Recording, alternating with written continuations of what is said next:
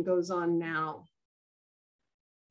So we missed the housekeeping, but other than that, we're good. So for that, I'm going to go ahead and turn it over to Nick Hardisty, and we'll get on with the discussion. Enjoy, everyone. Thank you. Welcome, everyone. As Chris said, I am Nick Hardisty. I am the program manager at Tall Ships America and our in-house historian as well. I'm just going to do a brief introduction, and then we'll pass it over to Dr. Walker, and he'll talk. And then after that, we'll have some time for some questions and answer. At the bottom of your Zoom screen, you should see a Q&A function. If you want to just type questions in there as we go throughout, we'll have that time at the end to start to go through and answer them. I'm really excited for Dr. Walker's talk for a few reasons. We at Tall Ships America, we're really committed to preserving North America's maritime heritage, and the topic tonight is a really important element of that. So our registration list was an interesting mix of tall ship operators, sailors, historians, and other academics, and it's really important to us that we keep working to foster and support these connections between the tall ship and academic communities. And I think that compelling scholarship like Dr. Walker's is a really great example of where these two worlds intersect. The Maritime Underground Railroad is an extremely important topic for the tall ship community. It's no secret that the majority of ships in the North American tall ship fleet are replicas or reflections of the types of vessels that carried over 12 million African hostages on transatlantic journeys. Yes, tall ships were the vehicles of both enslavement and the goods derived from forced labor, but what we'll hear from Dr. Walker is a historical narrative that's been too often ignored and really underexplored. And that's about how inland and coastal ships were critical to the Underground Railroad. For souls fleeing enslavement, maritime travel was often safer, faster, and less logistically complex than overland options. And the American maritime history and enslavement really offer kind of an interesting paradox, because the same ships that were used to support enslavement were also the ships that offered opportunities for personal freedom through the Maritime Underground Railroad, or offered financial freedom for free and fugitive African heritage mariners, and even policed the slave trade in the American Navy's Africa Squadron. And so when we talk of enslavement and slave trading vessels, we often speak of men and women who were robbed of their agency and freedom. But work like Dr. Walker's and other historians featured in his book tells stories of resistance, agency, survival, and freedom. We really appreciate you joining us to hear more about this. Dr. Walker is a scholar of maritime history, colonial overseas expansion, and trans-oceanic slave trading. He's a guest investigator of the Woods Hole Oceanographic Institution, a contributing faculty member of the Munson Institute of Maritime Studies, and director of the NEH Landmarks in History workshop series titled Sailing to Freedom, New Bedford and the Underground Railroad. Dr. Walker's Sailing to Freedom, Maritime Dimensions of the Underground Railroad is the first collection of scholarly essays devoted to analyzing the maritime elements of the Underground Railroad and highlighting fugitive slaves' freedom stories.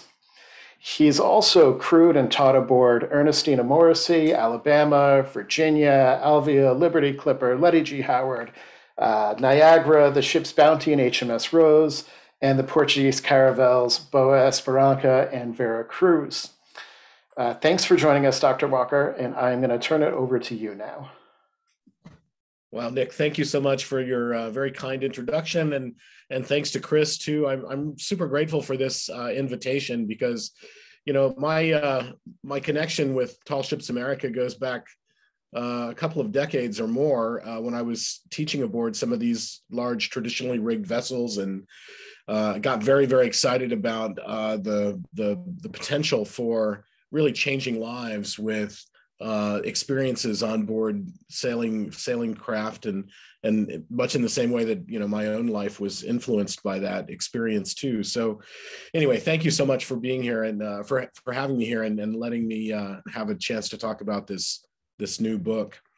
The other thing I would hasten to say quickly is that this is very much a collaborative effort. The book is a collection of essays produced by 10 scholars, of which I am but one. And I wrote the introduction, I organized the volume, but if it were not for my other colleagues who contributed to the book, it would not be as rich or as interesting or as geographically broad as it is. So thanks to their contributions, we were able to cover quite a lot of space along the Atlantic seaboard and tell the full story of the Maritime Underground Railroad on the East Coast.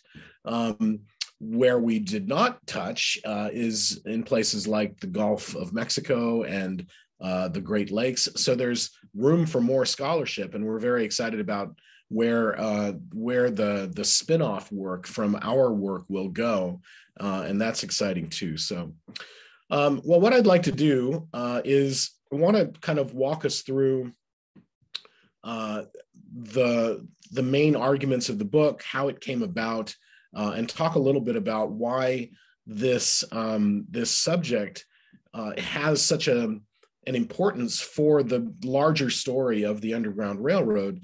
And I'll probably venture too to discuss a little bit about why I think that the maritime dimension of this has been ignored for so long, although it wasn't always the case. Shortly after the Civil War, people who were looking at and writing about the Underground Railroad were very much aware of its maritime side, but mainly in the 20th century, when a lot of historical work and the historiography of the United States story began to focus on terrestrial rather than maritime subjects. That's when we start to lose the awareness of and the understanding of how the maritime side of the Underground Railroad worked. So what I'll do, I'm going to share my screen, and I'm going to have some images that we can look at. And let's see. There we go. So that's the cover of the book.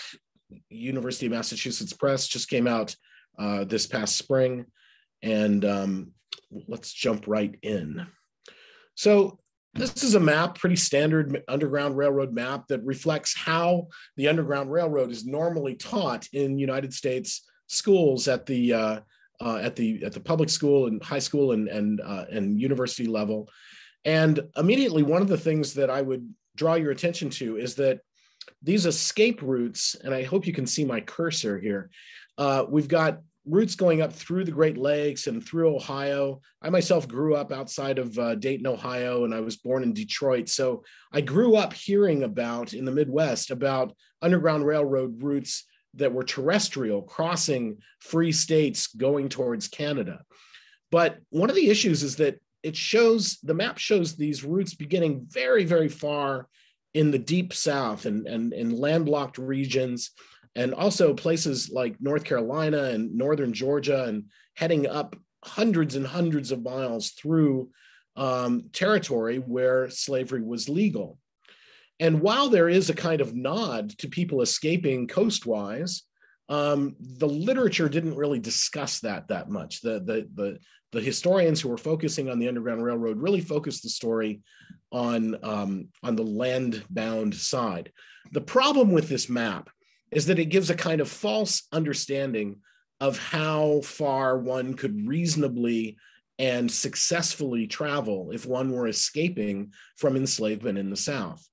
And the data, the evidence that we have about successful escapes shows that almost universally, the known successful escapes over land began in the border states of Missouri and Kentucky and Virginia and what became West Virginia and Maryland, within no more than just a few days' walk from a free state like Pennsylvania or Ohio or Indiana or Illinois or Iowa. And so what this means is that most of the escapes are happening along this narrow band that bordered on the free states in the north. And very, very few people were able to escape over land from the deep South. It was just too logistically difficult. And if you think about it, it becomes clear why. There were organized slave patrols. People could not travel without a pass. Most people who were enslaved in the landlocked regions of the United States didn't have a very strong geographical knowledge about I mean, beyond knowing that they had to go north, the way to actually get there would have been quite a logistical challenge. Understanding the kinds of managing to have provisions, managing to find their way through what was essentially hostile territory would have been very, very difficult for more than just a few days of journey or travel. By contrast, if you're in the deep South along the coast, and you can manage to get yourself aboard either with the collusion of the crew or secretly as a stowaway, get yourself aboard a northbound vessel. Once you're offshore and sailing northward, it's a matter of just a few days' journey, and you don't have to do anything except be along for the ride. And so the escape routes out of coastal Georgia, coastal South Carolina, coastal North Carolina, but particularly the Chesapeake Bay area, these sailing ship routes were the preferred and more practical method for untold numbers of coastal enslaved people. And that's really the main point of the book, is that we've left out this entire story of people who escaped from the South by water. And it turns out that almost all of the known successful escapes from the deep South, almost all of them were achieved by maritime means, getting aboard a vessel and sailing to a northern port. I want to show, for contrast, and I hope that our pictures don't really cover the East Coast too much. I don't know if you can see these arrows here, but this is a publication of a map from one of the very first systematic books about the Underground Railroad that came out in 1898. It's William Siebert's book called The Underground Railroad, From Slavery to Freedom. And it shows all of these terrestrial routes, but he also did very careful research by interviewing by mail station masters and people who were connected to the Underground Railroad, but also people who had achieved escapes through the Underground Railroad. And what he found was that there was a very large percentage of people, especially along the coasts, who had escaped by water. And so this is reflected in his early book, but that understanding kind of drops out of the historiography later. It's also true that of the published fugitive narratives in the United States, we have about something like 120 of them that are published from the middle of the 19th century till the end of the 19th century and the early 20th century, of people who had escaped from enslavement. 70% of those published narratives mention escapes by water as a means by which they achieved freedom. So the story is there. It's sort of hidden in plain sight in front of our eyes. But what was necessary was a kind of volume to refocus our attention on this maritime dimension. So where did this come from? The book grew out of a series of National Endowment for the Humanities programs that were funded by the federal government. They have a program called Landmarks in American History. We in New Bedford applied for and received money to teach K through 12 teachers who came from all over the United States. More than 25 different states were represented in the teachers that we taught. We did this in 2011, 2013, 2015. We were supposed to do it in 2021, but we had to postpone because of COVID. But this program brought together a lot of scholars who were looking at New Bedford as a destination for people escaping enslavement. And New Bedford as a whaling port, as a port that was heavily influenced by abolitionists. The whaling industry was very much in the hands of Quakers, who tended to be, by the late 19th century, by the mid 19th century, they were abolitionists. And so there were conditions in New Bedford that would allow work for people who had escaped enslavement, and a place where they could come, a community that would welcome them. And we focused on this. But in the process of doing this story about New Bedford, we began to realize that there was another story that was as important, that needed to be told. And that's the fact that so many of these fugitives from enslavement were arriving in New Bedford by water, and they came with maritime skills. They either were waterfront workers, or they worked on ships themselves. Some of them were mariners. They had skills before they arrived in New Bedford that allowed them to blend into the economy of the working port that New Bedford was.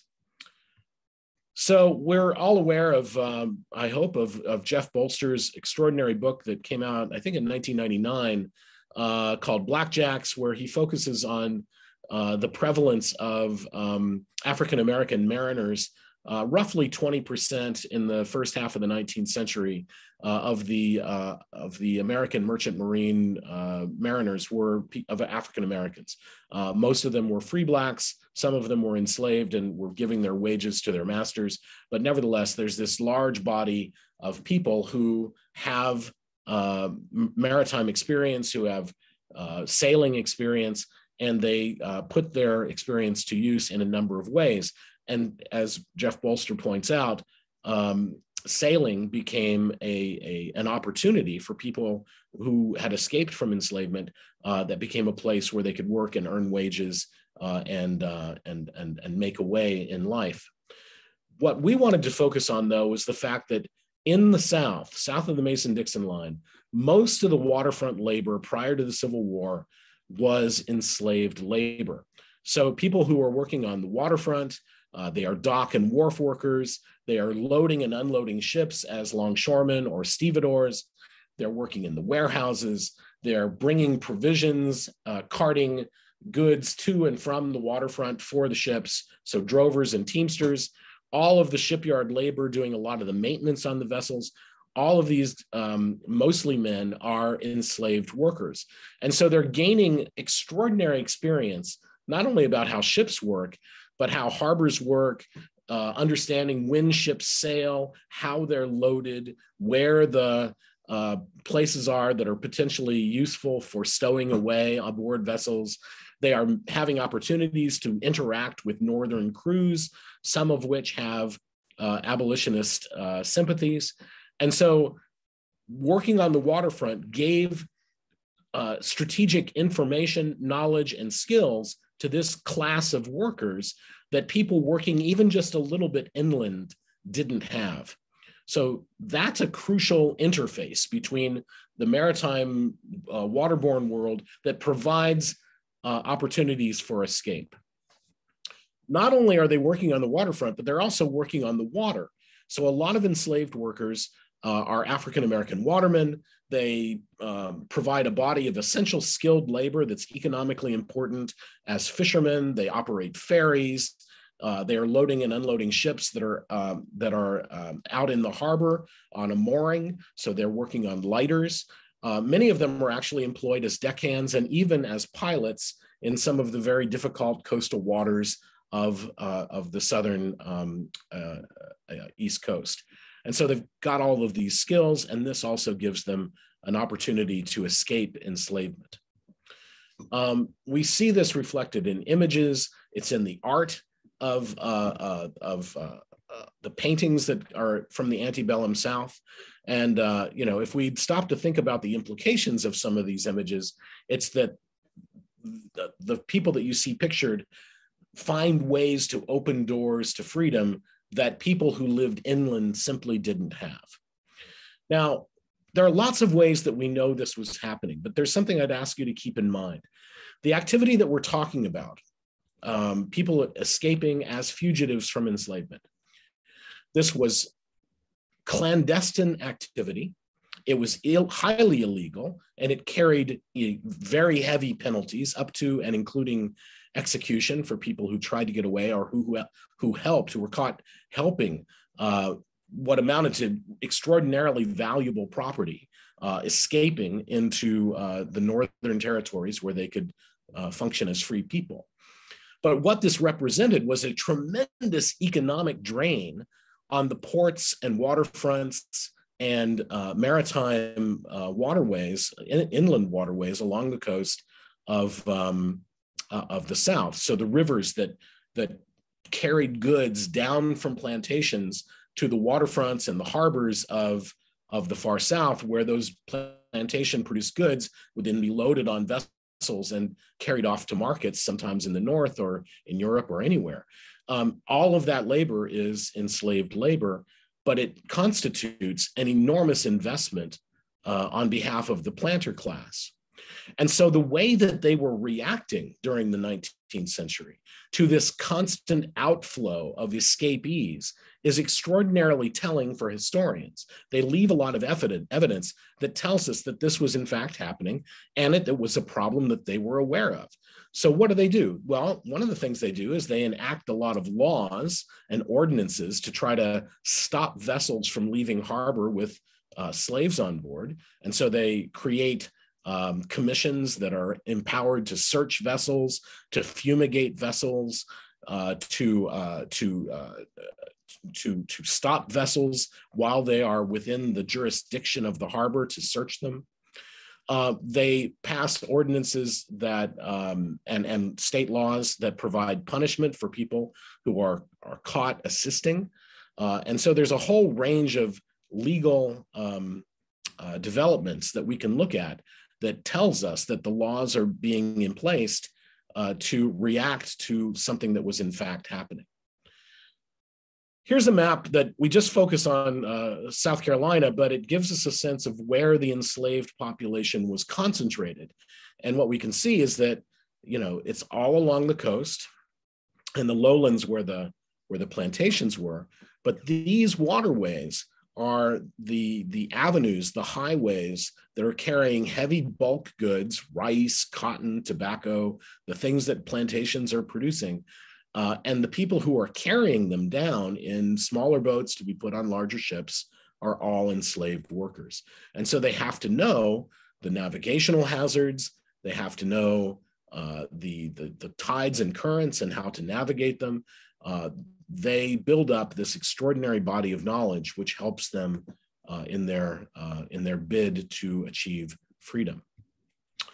The other way that we know about this, there are actually several ways. We have, of course, as I mentioned, the published fugitive narratives, but we also have an enormous range of newspaper advertisements, runaway slave ads, that are published in American newspapers from the middle of the 18th century, so 1740s, right up until the Civil War and into the Civil War. This is happening right into the mid 1860s.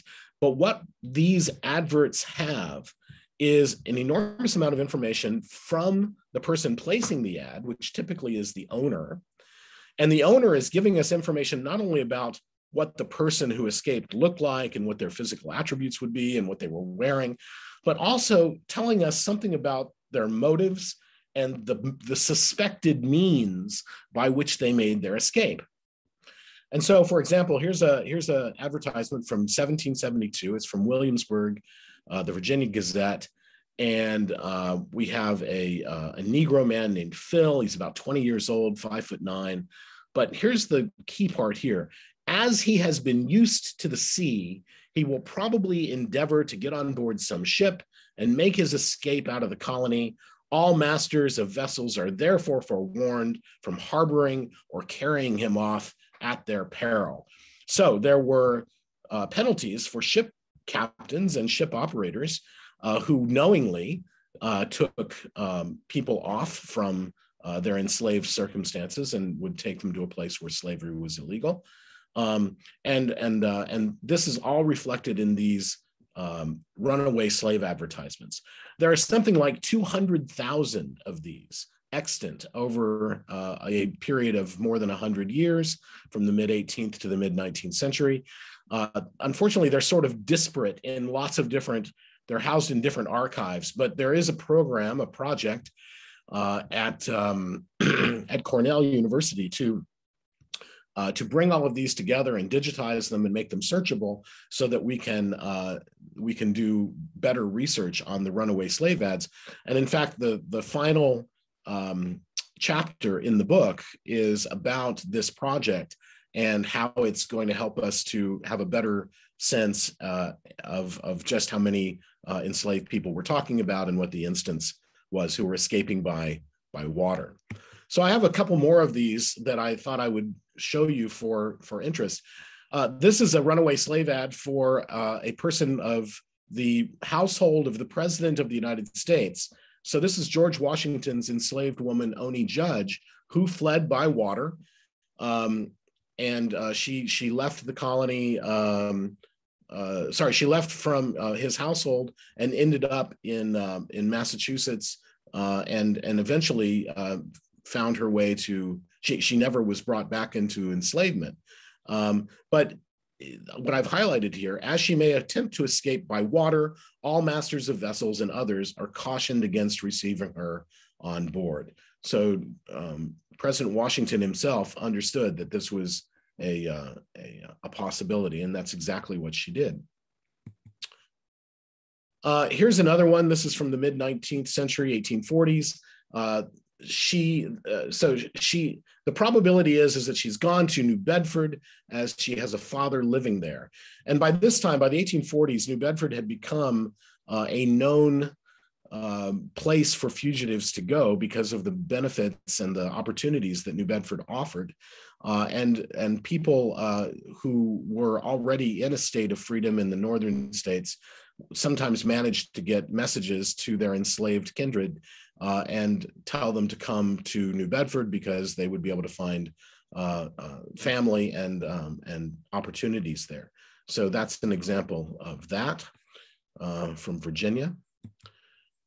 And then I'm going to finish this part of the talk with another kind of advertisement. This is not a runaway slave advertisement per se from a master. Instead, it is a publication that has been a classified ad that has been placed by the master of a vessel who in fact carried off an enslaved person and is trying to provide legal notice that this has happened.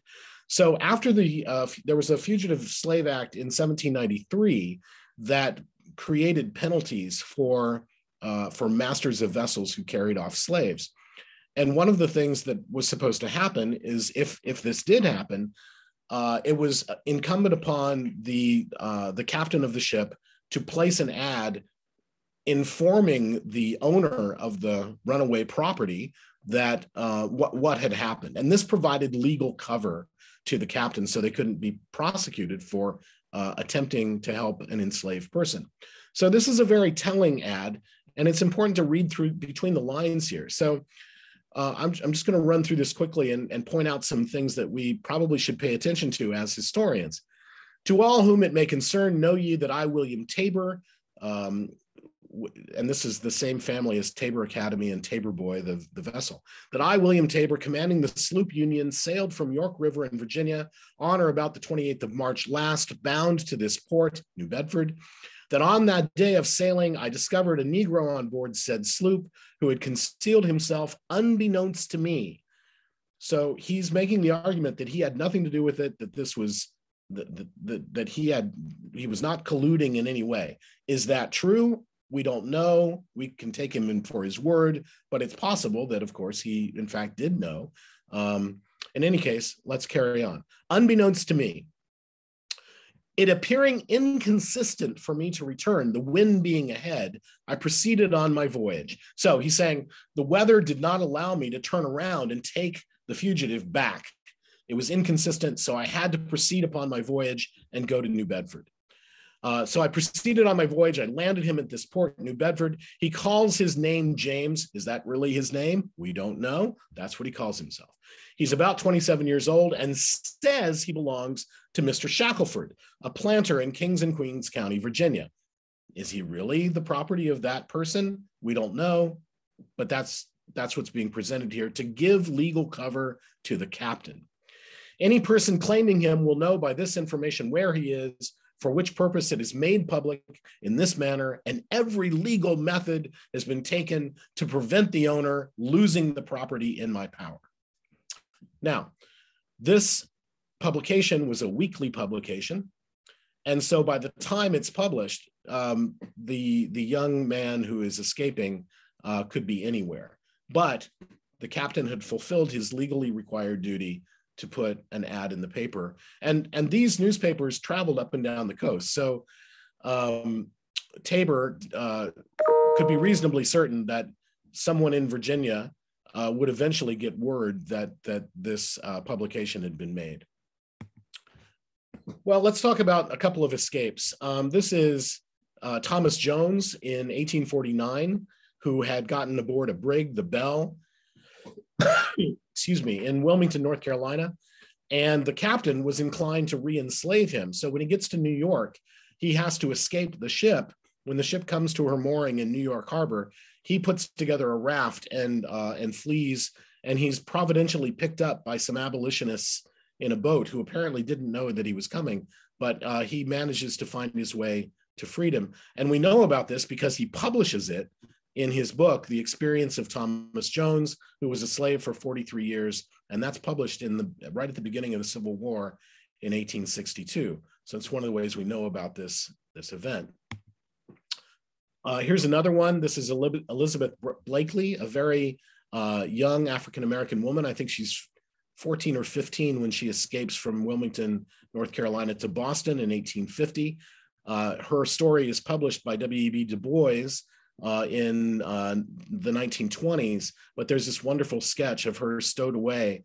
Her voyage was very difficult. It took far longer than she expected, and she suffered pretty badly from malnutrition and cold and damp aboard the vessel, because she was there for I think she was there for 2 weeks, sailing along the East Coast. But she was not discovered until she was able to come out and find her way in Boston Harbor to the hands of abolitionists who helped her. Here's another image from Boston, from a publication from 1880, a guy named Austin Bierce, who was active in the abolitionist committee in Boston and wanted and worked very hard to assist people escaping from the South by water. And he had a kind of purpose-built yacht called the Moby Dick that he used. Very interesting that the yacht was named that, since the book had just come out a couple of years before. But his yacht was used frequently to go out and pick up fugitives off of vessels that came into the harbor and then deliver them to abolitionists. Here's an image of the schooner City of Richmond being searched in Norfolk, Virginia in 1855. The captain of this schooner, Albert Fontaine, was well known for, after the war, he kept it secret during and before the Civil War, but he commonly took numbers of enslaved people aboard his packet vessel that regularly was going up and down the East Coast. And at the time that this incident happened in Norfolk, there were more than a dozen enslaved people hidden away on the vessel, and they weren't found.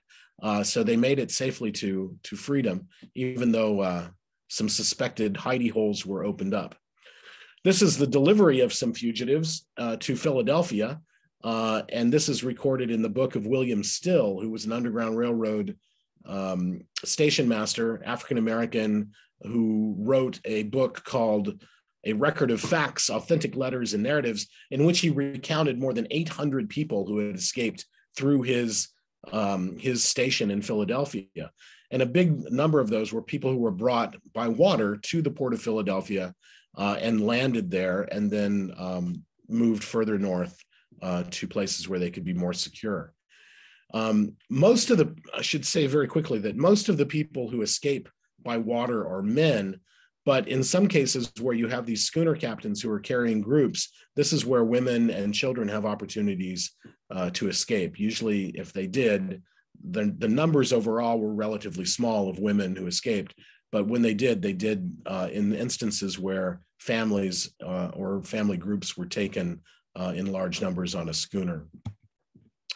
So I'm going to finish with talking about New Bedford very quickly. New Bedford was known as the fugitives' Gibraltar.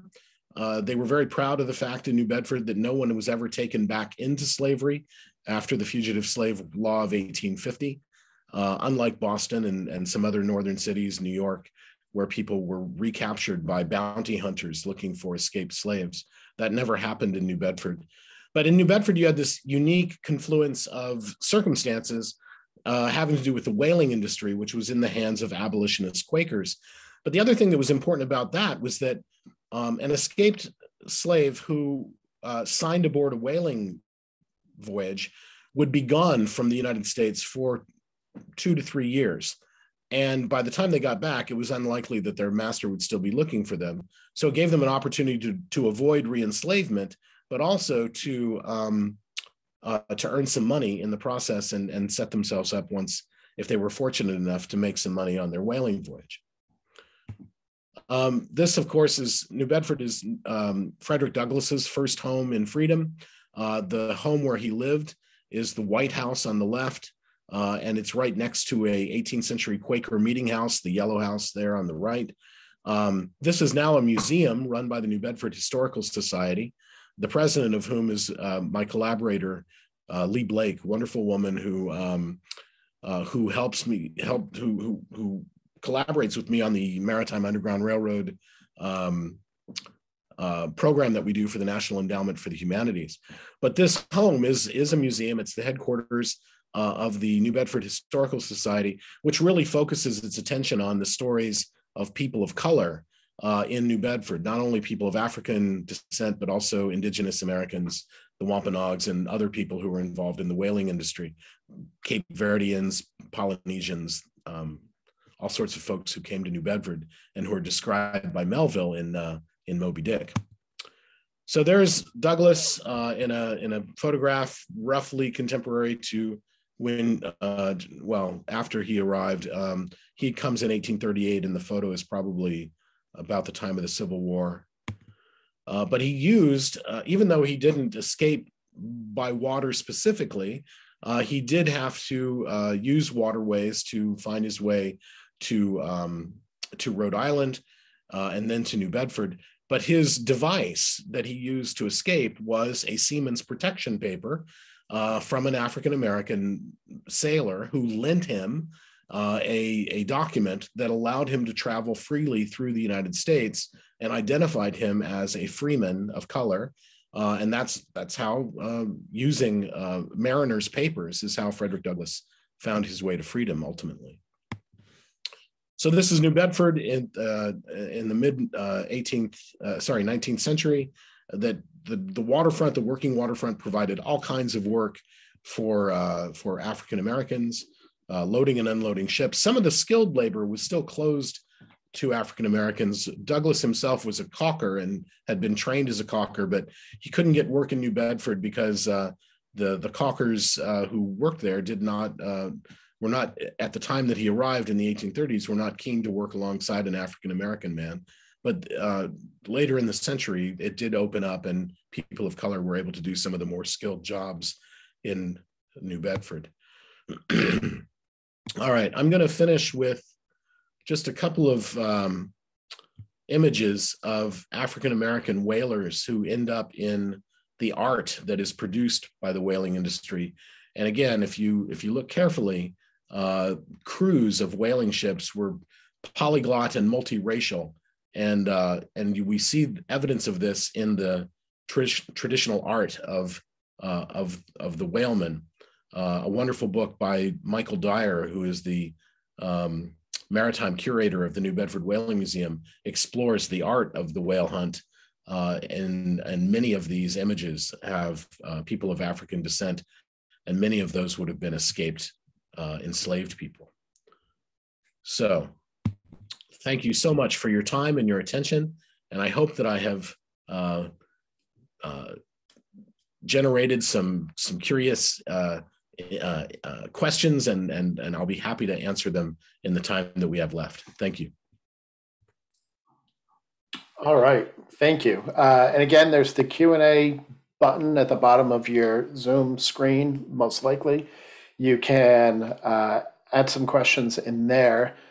We did have the first one. Todd Hammond noted that one wonders if the reason for the terrestrial focus on the Underground Railroad might not have come about because everyone seems to know of a house or some house or another that was supposedly a stop on the Underground Railroad.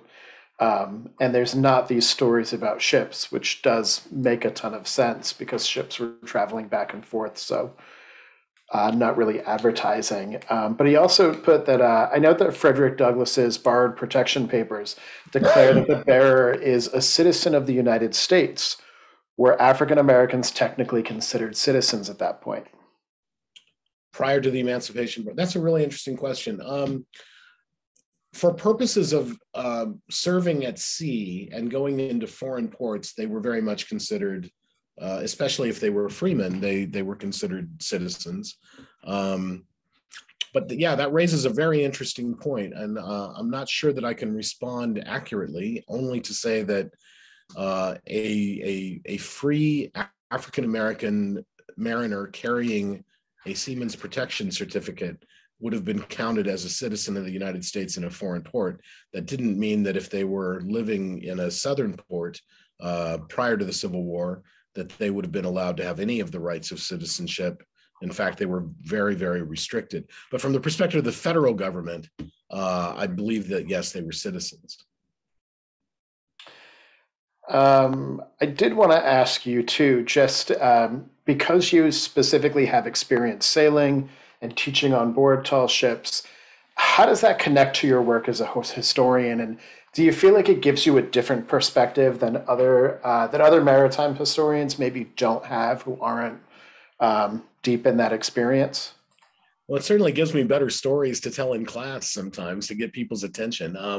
The short answer, without being flippant, is yes. I think that, having some experience working on large vessels allows me to describe in a way that's a bit more visceral and maybe engaging than some of my colleagues who have never done this kind of thing. What it took to run a maritime empire, what it took to organize, the logistics of voyages of discovery and these kinds of things, and really try to put it into better perspective for students who may or may not have any experience with deep water sailing. I think it's a huge advantage. And I've taught courses about maritime history of New England, of the Atlantic world, of the Great Lakes, and usually connected those courses to vessels that were operating in those waters. So the Brig Niagara was the platform that we used for teaching a maritime history of the Great Lakes, and it was a great experience for me and for the crew, and I hope for the students too. And I guess piggybacking off your mention of Niagara and that area, one of the questions we have is, you mentioned the need for expanding the geography of this scholarship, and the maps seem to indicate movement along the Mississippi and the Erie Canal. Is there work being pursued on these other inland waterways? Yeah, that's a really good question. So I had a conversation with a couple of historians about this, and my position, starting out, my thesis about this is that, or rather my hypothesis, is that it was much, much, much harder to escape by water through inland waterways from the Deep South than it would have been to escape along the coast, for a couple of reasons. Until the Civil War, the jurisdiction of the United States authorities only extended offshore 3 miles. And so once you were aboard a ship and out of the harbor and a little bit offshore, you weren't entirely untouchable, but the chances of your vessel being stopped and searched offshore were very, very low. By contrast, the vessels that plied the waters of the Mississippi River and the Ohio River and the Missouri, the steamboats that were going up and down those rivers, they stopped all the time. They were never far from authorities. Anyone who was found to be secreted on board would very quickly be turned over to the authorities on shore and sent back into enslavement. That simply doesn't happen if you're out in the Atlantic offshore, heading up the heading northward along the Gulf Stream and making a quick trip to a New England port. So the risk in the inland waterways is much greater. There is a very interesting story to be told, I think, about some of the schooners on the Great Lakes and other vessels that carried people from, say, Cleveland and Toledo and Northern Ohio and other places, from Chicago to Canada, to Canadian waters. and we didn't have the it fell outside the parameters of the planned book to do that, but it leaves open the opportunity for another historian to do that. The other thing is that there's a really big story to be told about people escaping to Mexico by water, because after 1836, Mexico was a free territory. And so a lot of people are known to have escaped overland from Texas.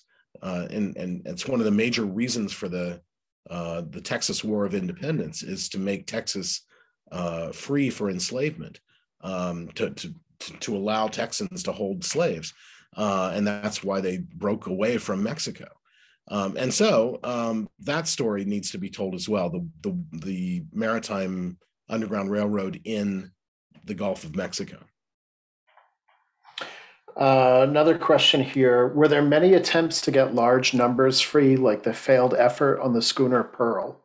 Yeah, I'm glad you brought that up, because there's another tie to New Bedford there. You know, the captain of the Pearl, Daniel Rayton, is interred in a cemetery just a few hundred yards from where I am sitting in my home in New Bedford.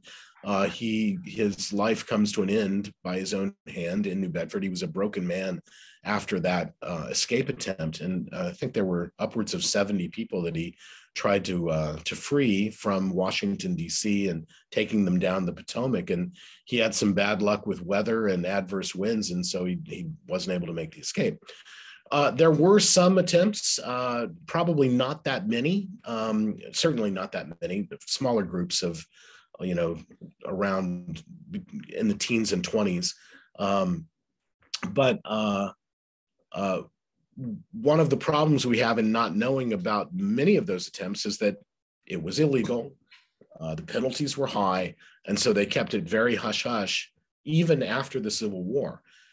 So while I can say with some certainty that, yeah, there were some large numbers that were taken off, we don't know that much about them unless they were written about later. Yeah. Yeah, and I can't stress that enough from my own experience as a historian. When you're researching things that were illegal, people weren't talking about it. It was illegal, so it's really hard to find those records. Yeah. We do have a question. Sorry. It's the laws against the activity that tell us the most about what was actually going on. Yeah. Because authorities are trying to stop it, and so they pass measures to control what they saw as a veritable sieve of people leaving from the ports of the South. Yeah, and you can really see that in the evolution of fugitive slave laws and different laws restricting movement.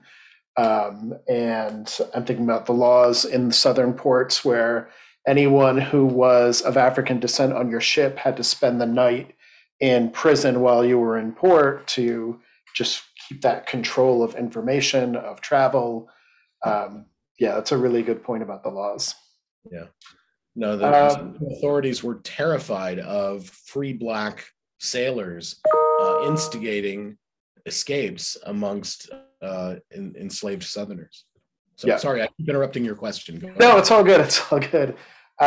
We did have someone who brought up in the questions talking about a local family that is looking to build a museum addressing Maritime Underground Railroad, and how would they go about helping them? And I guess this could be much more of a general question of how would you recommend people support historians and historical societies doing this kind of work?